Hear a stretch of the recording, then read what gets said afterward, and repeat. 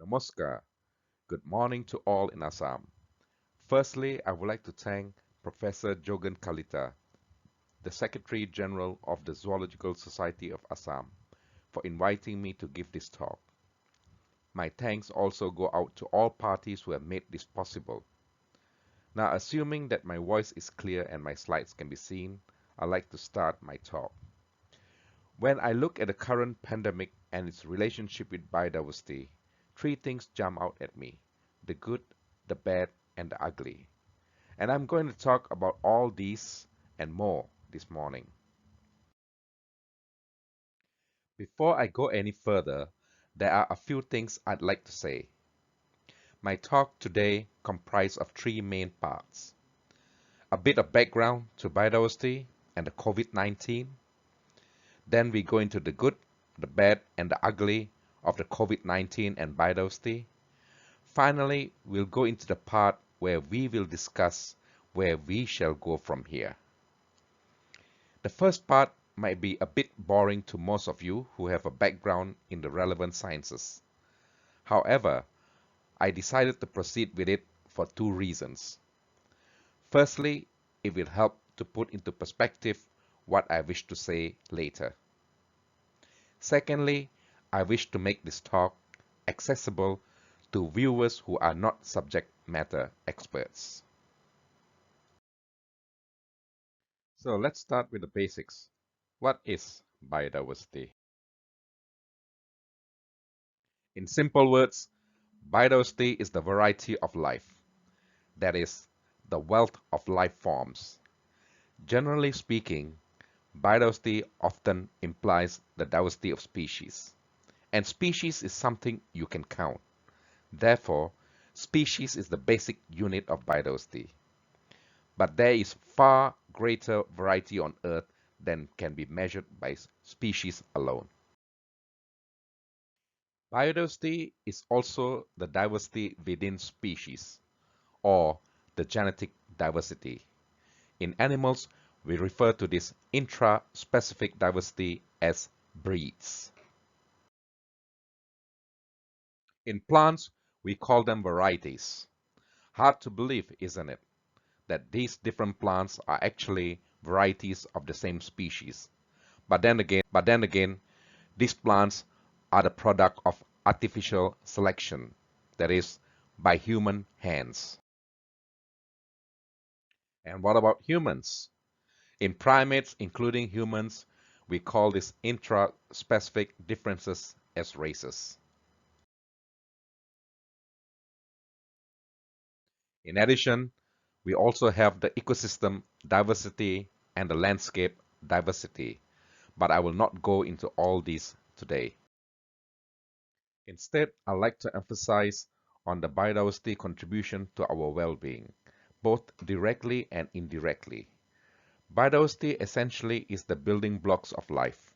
Biodiversity ensures that the ecosystems function normally, which in turn allows the ecosystems to provide the services that all of us are benefiting from. Healthy and intact ecosystems also ensure there is environmental resilience, especially in the face of extreme weather events and the climate crisis. However, our biodiversity is in severe crisis, not just today, not just at the start of the COVID-19 pandemic. We are losing species very fast. We are in a situation now where the rate of extinction far exceeds the rate of speciation. Today, the species extinction rates are hundreds or thousands of times faster than the rates prevailing in the last tens of millions of years.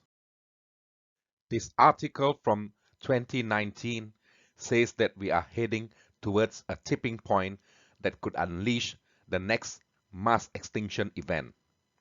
I'm sorry to say, but the sixth mass extinction has already begun. We have lost more than 50% vertebrate wildlife in just 40 years. So why is our biodiversity in crisis? I do have some thoughts on that, but that is a topic for another day. All right, COVID-19. What is it? This pretty looking thing, but deadly, is a new form of coronavirus. Coronaviruses are viruses that usually affects animals.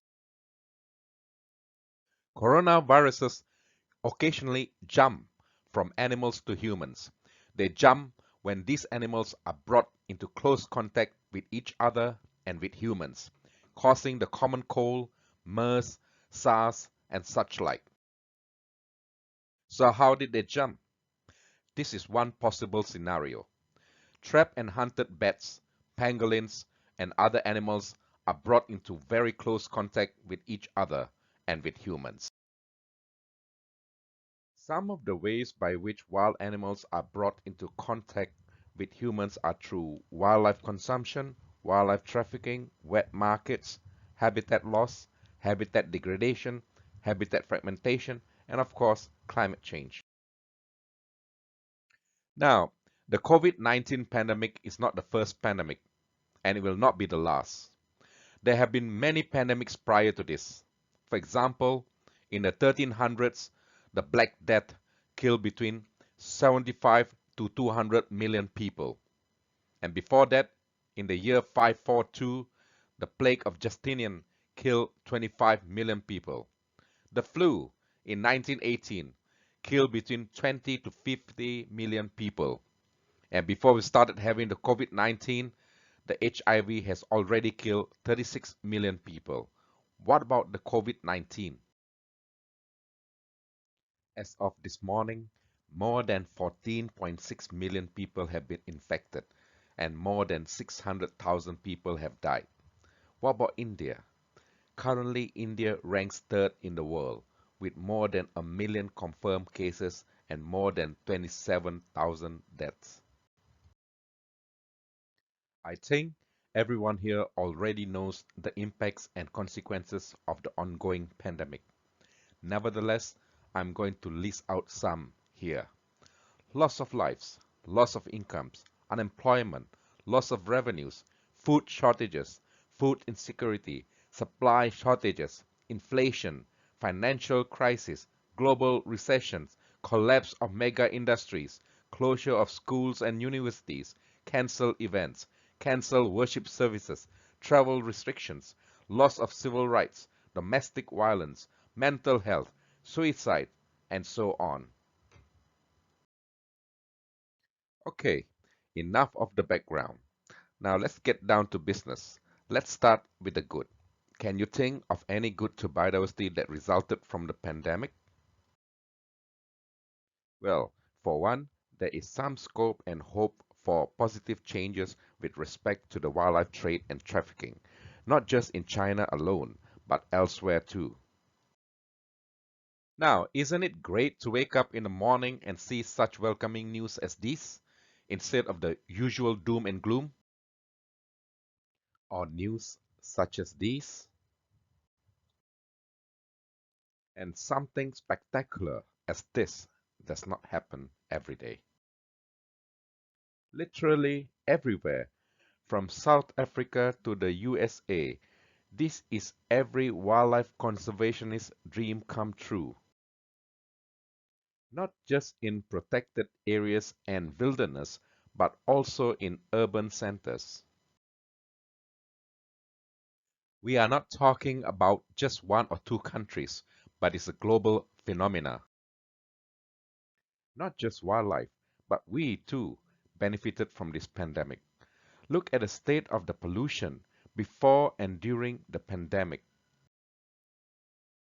Just imagine, almost 9 months ago, the pollution was so severe that I could not even step out of my house. And look at the goodness the pandemic has brought us. More importantly, we are realizing that when given a chance, it is not impossible for the environment to recover. So whether the pandemic is Thanos' final victory from beyond the grave or not, it nevertheless allowed biodiversity to thrive and ecosystems to recover. And it informs us that drastic actions are needed. What about the bad? There are many bads. but here I'll focus only on the ones that affect biodiversity. Firstly, no governments were truly prepared, although some mobilized quickly. Secondly, long-established protected areas or parts of them are being degazetted for the benefits of a few. Many people have worked so hard to get this wilderness protected, but yet you get dangerous leaders who revert the years of efforts within minutes, such as this narcissistic, egotistical, racist buffoon. Sadly, our biggest threats are coming from our own governments. We are talking about state-sanctioned logging, drilling, mining, and encroachment. Some countries really have it very bad. This guy is just pure evil. Not just biodiversity and the environment that are affected, but also populations of the indigenous peoples. We are talking about the nation's leaders taking the advantage when their own peoples are suffering. Likewise, in Asia. Moreover, we are seeing an increase in poaching activities in some areas. Then we have the issue of pets becoming unnecessary victims amidst the panic. People who keep pets say they love animals, and yet they abandon those that they love, and worse, they abandon those that trusted them. On the other hand, captive or domesticated wildlife are also at risk of being abandoned or culled, as they no longer can generate income for the owners or there's no one to care for them. Then there is the excessive buildup of waste, which pose a major threat to biodiversity, in particular aquatic animals. Simply unbelievable, isn't it? Besides mess, the main waste accumulated are single-use packaging for takeaways and food deliveries. Apparently, people these days do not know how to cook anymore. What a shame. Now we come to the ugly. What do I mean by the ugly? Here I am referring to the ugly truth. Now, when we go through the ugly, I would like you all to start thinking about the whys and the hows. Whys, as in what are the reasons or the underlying reasons to the issues and constraints, and hows in terms of coming up with solutions to overcome the issues and constraints. One of the ugly truths is that despite a better understanding of the COVID-19 and other zoonotic diseases, and despite a better understanding of the significance of maintaining intact natural ecosystems and biodiversity, yet we appear to have forgotten the lessons that we just learned. In our mad rush to recover our economies and lifestyles, we chose to ignore the opportunities that have been presented to us, such as the opportunities to introduce or strengthen the relevant legislation and policies. Although unfortunate, it is partly understandable that the common person is more concerned about his or her immediate pressing needs. However, it is definitely unacceptable for governments, industries, corporations, and large businesses to remain more concerned only about their recovery and profits than about our collective well-being. And their mad rush is also putting more pressure on biodiversity and the already fragile ecosystems. What about educational institutions? Are they not adapting to the new needs of future graduates? Now, what's the point of having a degree when there might not be any demand for such degrees in the future? Having said so, have you realized that our current education system hasn't even prepared us for this pandemic and its consequences? Now we come to the final part. In this final part, we shall together look at the underlying issues. and rethink our approaches and strategies to overcome them. One very clear and major issue is that we tend to measure development in terms of economic development. In addition, there is prevalent greed and indifference towards natural and biodiversity resources. Moreover, many of us tend to be indifferent towards poverty and social inequity, allowing the rich to get richer and making the poor even poorer. And the consequence of these practices and mindsets is that the environment, the education, and so on are given token attention, and everyone suffers. Now, although there are numerous related conservation and research works out there, but how many of these works gets published? How many of them are published in peer-reviewed journals or published in open access online journals? And how many are published in a language that is easily understood by the policymakers, decision makers, journalists, and the public? Many of these publications tend to give the same oft-repeated recommendations, but how many actually list out the actions and activities needed, that is, the how-to? And how many actually take it beyond the publications, that is, putting theory to practice? Our education system is also to be blamed. We tend to focus on providing the knowledge, but not much on the skills and the attitudes. Yes, once upon a time, gaining the basic knowledge was what education was all about. But while the world has evolved, our education system has remained static. There is hardly any focus on developing the learner's capacities or competencies. It is not adaptive enough for learners to deal with the ongoing or potential issues. Also, our educators tend to spoon-feed the learners, instead of allowing them to be creative and critical. We also lack sufficient, qualified, and dedicated, and importantly, passionate educators.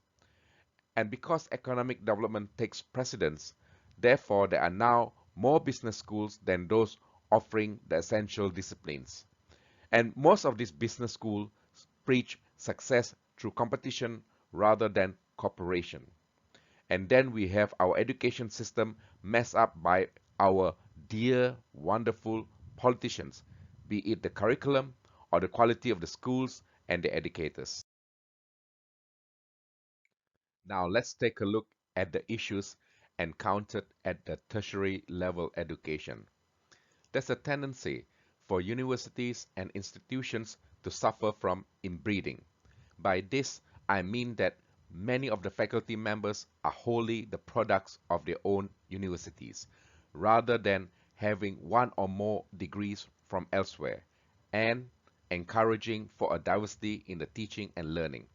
In addition, not all of us can afford a good education, and not all universities can afford to subscribe to good journals.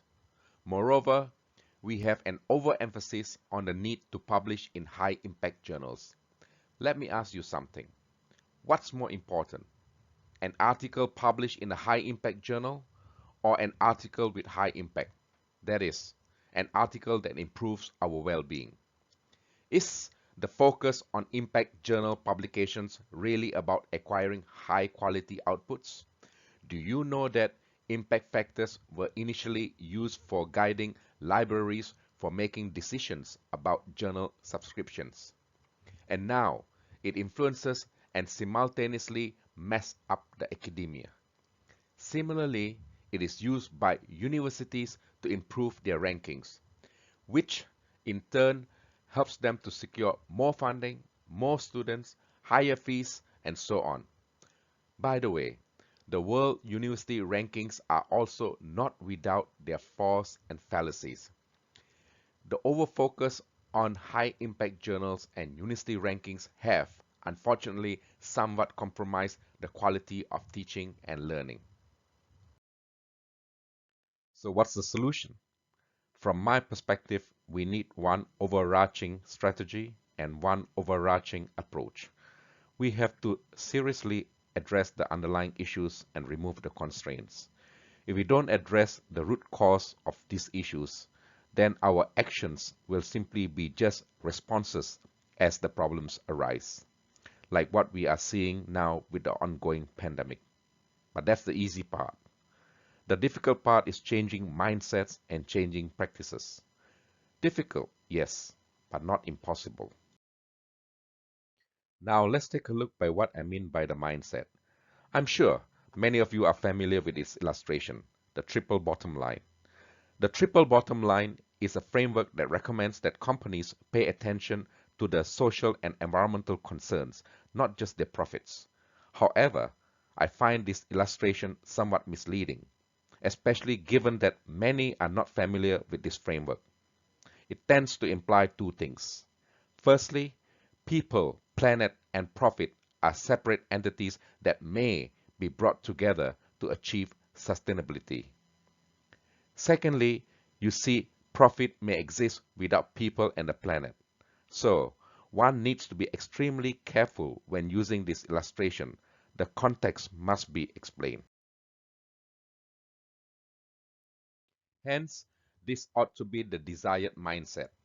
Although the illustration is not as sexy as the earlier one, yet we can see that profit is only a small part of the greater picture, and profit depends on the human capital, and both profit and the well-being of people are dependent on a healthy, thriving planet.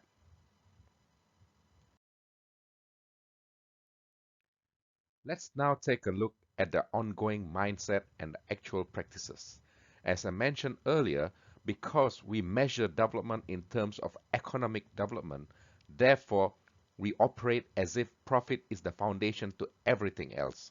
So with this mindset, you can see how shaky our practices are.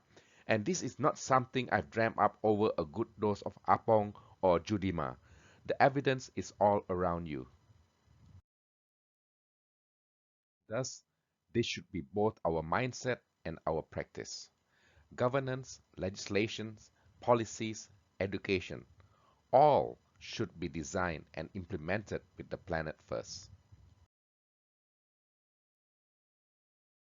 With that, I'd like to end my talk with a quotation, which I'll read out. Our lives begin to end the day we become silent about things that matter. Why this quotation? It's because only a tiny fraction of the world's human population that are truly concerned about this planet and its denizens, and are trying to do something about it. What about the rest? Well, some belong to the marginalized groups, and they are preoccupied with their immediate needs. The rest of us, we are driven by selfish greed, or we are made ignorant by our failing education system and by our failing governance, or worse, we chose to remain silent. By remaining silent, we are actually supporting all the wrongs. You decide. So, Doinobat, I hope you did not find my talk too depressing. You know what? Some of my students say they come to my lectures to forget their personal problems because they say my courses are more depressing. Thank you. I hope to see you all in Assam one day.